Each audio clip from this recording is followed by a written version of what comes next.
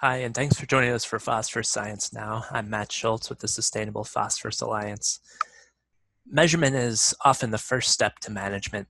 So researchers around the world have worked to develop various local, regional, and global models of phosphorus flows to provide insights into where we can most effectively intervene to ensure that we use phosphorus sustainably. Which interventions will make the most substantive impacts that bring phosphorus inputs and outputs into better balance, and which only have minimal impact? And how can countries that are dependent on phosphorus imports become less import dependent through better recycling and more efficient use of phosphorus? I'm joined today by two researchers from the UK, Drs. Donnacha Doody and Shane Rothwell. They've developed what's called a substance flow analysis, a sort of inventory of phosphorus sources and sinks, and they focused on the context of Northern Ireland specifically, which has a livestock-dominated agricultural system. All right, thank you two for both joining us for Phosphorus Science Now, and I wonder if you could introduce your team that you worked with on this resources conservation recycling paper. Yeah, certainly, Matt. Yeah, and thank you again for the invitation to speak with you today. So this is the team that helped put this paper together. In particular, so the paper is part of the Refocus project that we work on, but we work with collaborators at TU Vine in Austria as well. So it was myself at Lancaster University, Donnacha, who's also joining us today, at AFBI in Northern Ireland. Chris Johnson, also of AFBI in Northern Ireland. Kirsty, who's my fellow postdoc at Lancaster University on the Refocus project. And then we have Oliver Cencic and Helmut Reschberger at TU Vine, who were very much instrumental in helping us get our head around the modelling side of the work. And then Paul Withers, who's the PI on the Refocus project. Yeah, Paul's an old friend. That's a good face to see. Can you tell us a little bit about what you did? Yeah, sure, absolutely. So really, this piece of work was about understanding the flows of phosphorus in the Northern Ireland food system. So Northern Ireland has historical phosphorus issues. So it's a very agricultural dominated system. In particular, it's a very grassland dominated system. 94% of Northern Ireland's agricultural land is grassland. Livestock output is very important for Northern Ireland agriculture. So 87% of this agricultural output is livestock produce. Most of this is dairy, so coming from the milk sector.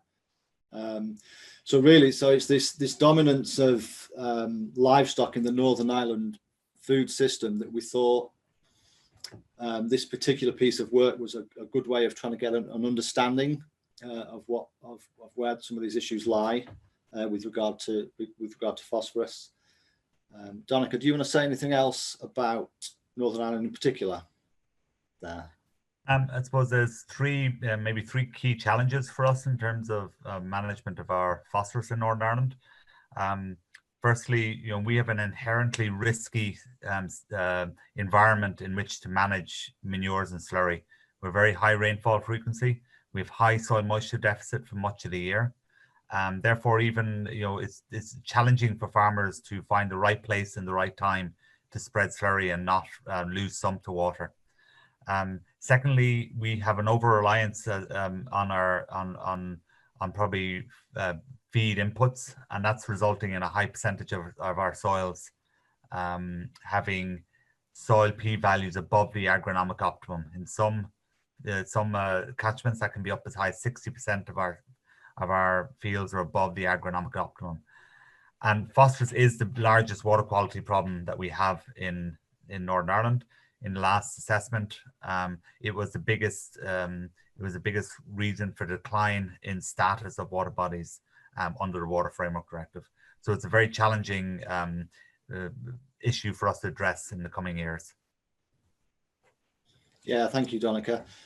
So I think that this figure that was shown here in Figure 1, this kind of nicely sums up the situation. So there's a lot of work gone on previously in Northern Ireland to try and address the phosphorus challenge, and you can see from the data, the relationship between a measured farm gate phosphorus surplus and then the river quality in terms of soluble reactive P. And you can see the impact that previous interventions had up until around 2010, 2012. But since then, water quality started to decline again. I think that was really the impetus behind this piece of work, and really, I suppose, led to our question here. So we wanted to know, so could we model the flows of phosphorus through the Northern Ireland food system, so therefore getting a better understanding of the imports, movements, losses and exports of P, and through that, hopefully identifying opportunities for intervention, and then hopefully through that, opportunities to improve P stewardship and sustainability. So the method we chose was substance flow analysis using the STAN software. So this is the guys at TU Vine who developed this model, and it's been used previously in other countries at the national scale for modelling phosphorus flows. So we chose STAN as our model, as our approach, and in terms of data sources, really this came from published national statistics, published industry reports. If those primary sources of data weren't available, we went to already published academic literature. But even then, there's always still gaps in the data that you need. And here, this is where our interaction with local stakeholders came in, and really expert opinion from stakeholders in the food system was vital to finishing off this piece of work and filling the missing blanks. So yeah, so we decided 2017 was the year we would use. This was the newest year we had with most available data. Yeah, we managed to produce a model. So here is our substance flow analysis for the Northern Ireland food system. You can see, so the numbered boxes we have are the processes that represent different parts of the food system. So at the top, we've got animal husbandry and crops and grass that represents the agricultural sector. In the middle, the big box, we have essentially it's an industrial process where all the food, feed and fertilizer is processed. And then at the bottom of the model, we have the processes associated with consumption and waste management, and also losses to water bodies and landfill. And Shane, just for the people watching this on YouTube, I imagine this image is going to be they're going to be squinting to see some of this. So the heavier the line, the larger the flow is the idea, right? The heavier the weight of the line. Yeah. Yeah, absolutely. So it's a Sankey style diagram. Yeah. So the size of the flow is proportional to the thickness of the flow. Great. All the values on there are tons per annum for the year 2017, and within processes as well, within the boxes, if there's a change in the stock. So, for example, in the crops and grass box there, you can see plus 7,300. So that's the change. That's the change in stock. So that's essentially the annual surplus within the soil within that system. Thank you. So what was immediately obvious, and I suppose this is one of the really powerful things about this kind of work, it gives you a very visual tool. So it's a very visual representation of the food system. So there are many different sectors within the food system that don't necessarily connect or talk to each other or identify with each other. What this kind of work does allows a more holistic understanding of the food system, and it's a very visually impactful piece of work. So you can immediately understand how important livestock are to the flows of phosphorus within the Northern Ireland food system. They really dominate the flows. I mean, we can see the imports on the left-hand side of the model, and animal feed accounts for 64%, well, this was in 2017, 64% of all phosphorus imports for the Northern Ireland food system. Internally, livestock manure P is by far the largest internal flow of P within the food system, and it represents just over 80% of all phosphorus inputs to soil. And it's really this manure input into soil that's driving this phosphorus surplus. So we have a phosphorus surplus of 8.5 kilograms per hectare. That's on a soil surface balance, also accounting for soil losses as well. And it's those losses to water bodies that are the environmental manifestation of this loss. And Shane, sorry to interrupt. Can I ask you, when you calculate that 62% loss to water bodies, how are you measuring the amount of phosphorus that's leaving the soil and entering water bodies? Are you doing edge of field studies? Is this modeling? Is this done by difference? Yeah. How do you do that? Yeah, so for this piece of work, losses to water was done by previously published export coefficients. So there was export coefficients for different land classes. So it's a case of getting up to date land use areas, for the different land classes, and then applying annual export coefficients to those different land uses. Great, thanks. Yeah, so you can see agriculture is the most significant contributor to losses to water bodies in Northern Ireland. And really, the fundamental issue that Northern Ireland has at the moment, it has too much phosphorus within its food system. And because you have this excess of phosphorus in the food system, we have the accumulation in the soil and the consequential losses to water. And it's very much this livestock feed demand and the import of livestock feed that's driving this excess phosphorus within the food system. So, I mean, what does this mean for phosphorus sustainability in Northern Ireland? Well, I think one of the key headline figures that we had was when we look at the crop offtake, which mainly in Northern Ireland is grass, but if we look at all the crop offtake of phosphorus, so the crop and grass demand for phosphorus in Northern Ireland, the manure peat alone on its own exceeds that crop and grass demand by 20%. So we have a huge excess of phosphorus, really driven by this manure. What that means, so if we were looking for other areas or other opportunities for improved phosphorus sustainability or improved phosphorus circularity within the food system, that it really hampers those opportunities. So theoretically, all the waste from biosolids and from food processing waste, all the phosphorus contained in that, in theory, could meet 22% of that crop and grass demand. But because there is already this great excess with the manure pea, there's very limited opportunities for additional phosphorus recycling.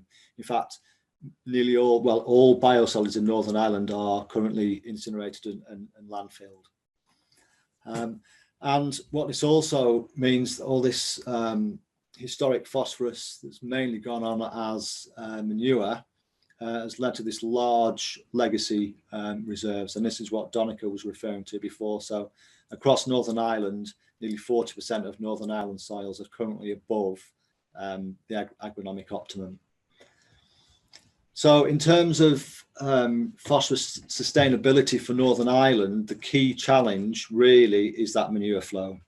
Is how do you manage manure more suitably in Northern Ireland?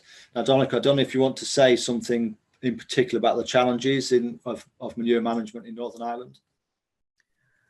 Well, I suppose the key approach that has been considered here in Northern Ireland is, we need to address that the import of feed and get the peat content of our feed down to a more sustainable level. I think one of the things that Shane's work here on the substance flow analysis has highlighted to us is that that's not going to address the whole problem. The next thing we need to address as well is exporting some of the pea out of the system.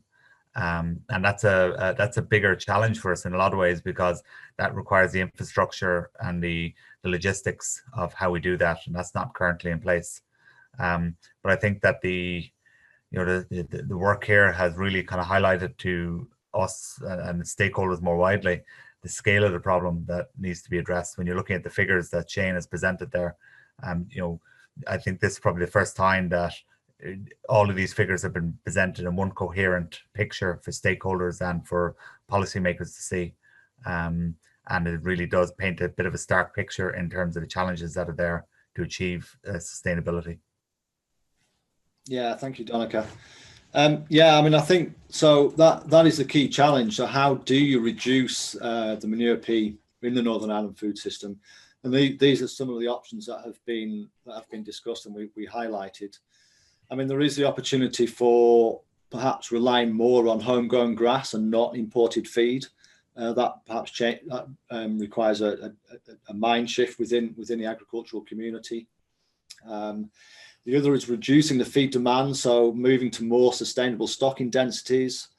But as we've seen, the livestock sector is hugely important to Northern Ireland and the Northern Ireland economy. So how do you balance stocking densities against the economic reality of a thriving and profitable livestock sector? It's a very sensitive area to talk about with stakeholders in Northern Ireland. Donnacha mentioned there as well, reducing the feed P content. Now, there has already been a lot of work within the Northern Ireland feed industry with lowering feed P levels. Further reductions are maybe possible, but it's not enough on its own. So we need other issues. Other ways of addressing this. And one question that has come up is, well, if we've got all this manure and we can reduce production or P con to some extent, but I don't think together they're going to be enough. So the question has been raised: can we actually export the manure P to other areas that actually have demand for these kind of materials? But as we know, the physical properties of manures and slurries make moving it very, very challenging in its current state. I mean, in Northern Ireland, there's only poultry manure that has any movement or export out of Northern Ireland, but the cattle manure that really is the bulk of production, particularly from the dairy industry, is very challenging to move it any distance. So perhaps this in some ways is an opportunity. So an opportunity for new technologies, new processing technologies that allow the physical change in the physical properties of manure to allow it to be exported to other areas where, in particular arable areas, maybe in Southern Ireland or back on mainland GB, where this stuff would be beneficial to application to the soil. Yeah, and specifically, you mean taking out the water content and rebalancing the nitrogen and phosphorus, I imagine. Yeah, I think there's, I mean, there are people at AFBI who are working specifically on this, but I think, yeah, dewatering and separation type technologies are the way forward. But even then, you know, if you're dewatering and you're separating, you still end up with a large liquid fraction that again is difficult to move and does have some nutrient content. So it's maybe not just as straightforward as separating liquid from solids. And imagine the stakeholders who are sensitive about reducing the feed demand also are not particularly enamored with the ideas of reducing meat consumption. Yeah, you're right, Matt. Part of this work was always about engaging with the stakeholders. Stakeholders were engaged with the production of this work all along, but then when we finished the work, we took it back to the stakeholders. And earlier this year, just before all the COVID stuff kicked off, we ran a large stakeholder workshop with representatives from all the different processes, all the different sectors represented on this SFA. And you're right, it's a very sensitive area to talk about. But to be fair, we had very, very positive discussions with the stakeholders. Everyone was open and willing to talk about it, even though it was, sensitive, and we were talking about people's livelihoods. Everyone was willing to get forward and discuss this. And again, this is where the SFA came in as a really powerful visual tool. So we could show everyone the state of play, if you will, with the Northern Ireland food system, and everyone could see where they sat within this SFA. But what we also did, and we haven't published this yet, this will be hopefully the next publication that comes out of this piece of work, is we produced a set of scenarios that looked at precisely those things you were talking about, Matt. So we talked about what happens if demand for meat and dairy products reduced by, say, 25%. What would happen if we could reduce the animal feed phosphorus content by this amount? And with that, we produced a set of different scenarios that we could present to the stakeholders, not really to say this is what we think should happen, but to stimulate discussion. So Shane, do you have anything else you'd like to add before we close up here? Yeah, I mean, just on the, perhaps Donnacha can speak to this as well, but just on the back of the meeting that we had, Donnacha's literally just published a report it's a stakeholder report that came out of the meeting that Donnacha's put together. Donnacha, do you want to say something about that quickly?